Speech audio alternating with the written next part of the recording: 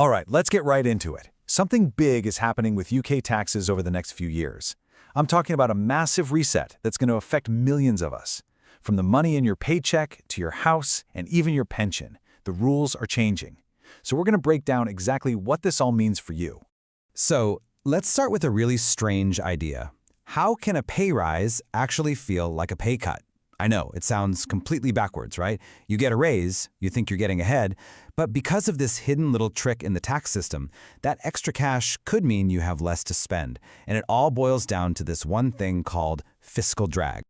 So what on earth is fiscal drag? Well, think of it as a stealth tax.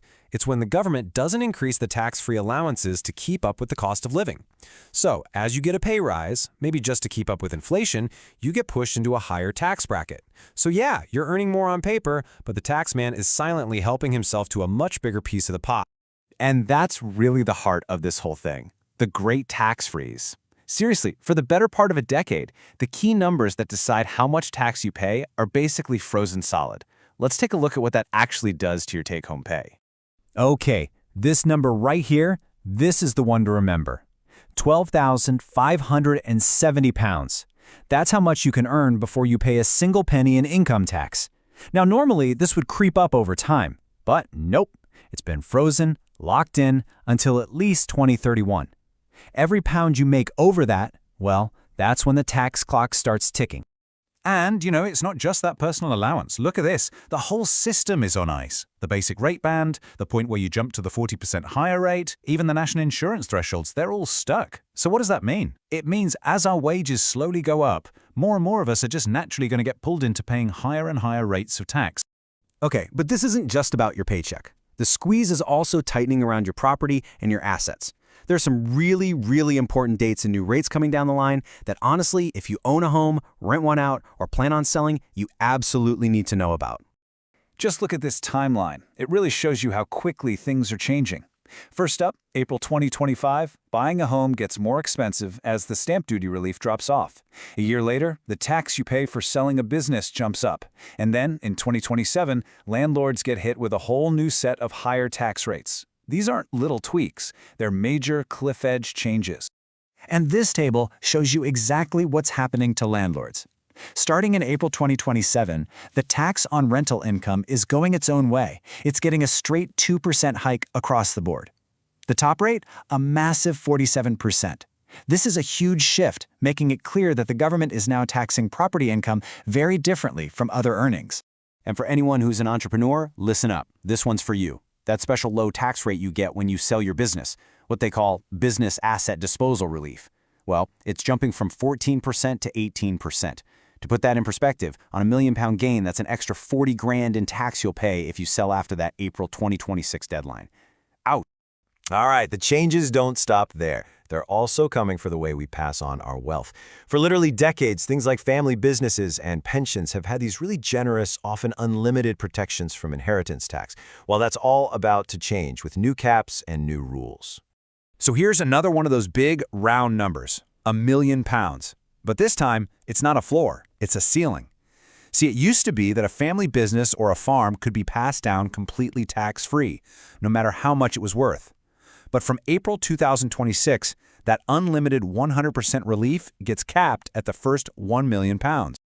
So, you might be asking, what happens to the value above that £1 million cap? Well, the relief gets chopped in half. Only 50% of anything over $1 million will be exempt from inheritance tax. For a bigger family business, this could suddenly create a massive and brand new tax bill out of thin air. Now this next one, this might be one of the most dramatic shifts of all.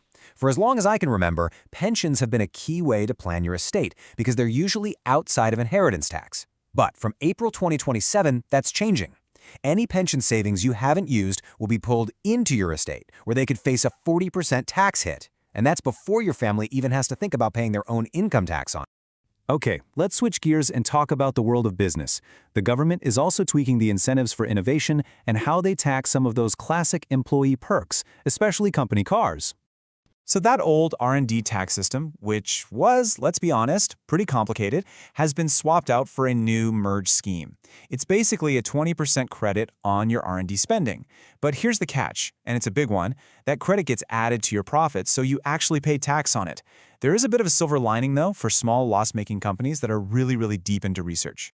You know, for years, getting an electric company car was an amazing tax-efficient perk.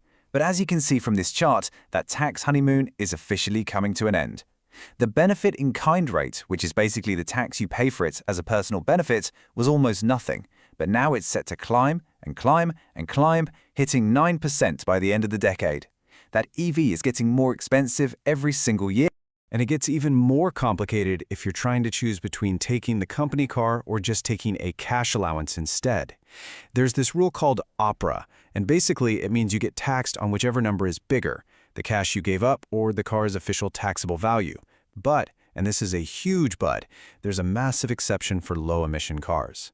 So this rule doesn't apply to most EVs, which makes them a way more attractive option. Okay, so we've looked at your income, your property, your inheritance, and even business perks. When you step back and look at all these changes together, what's the big picture? What's the one thing that connects all of these dots? Well, it's pretty clear, isn't it? It's a system-wide squeeze. The frozen thresholds mean we're all paying more tax as our pay goes up. Owning and selling property is getting more expensive. Those historic, unlimited tax reliefs are being capped. And tax-free perks, like pensions, are being dragged into the inheritance tax net. It's happening everywhere. Look, across the board, the entire tax landscape is shifting. It's becoming more restrictive and, let's face it, more expensive for a lot of people. The key thing to remember is that these aren't just tiny little adjustments. These are fundamental changes that are going to be with us for years. So the only question left is your financial plan ready for this great tax reset?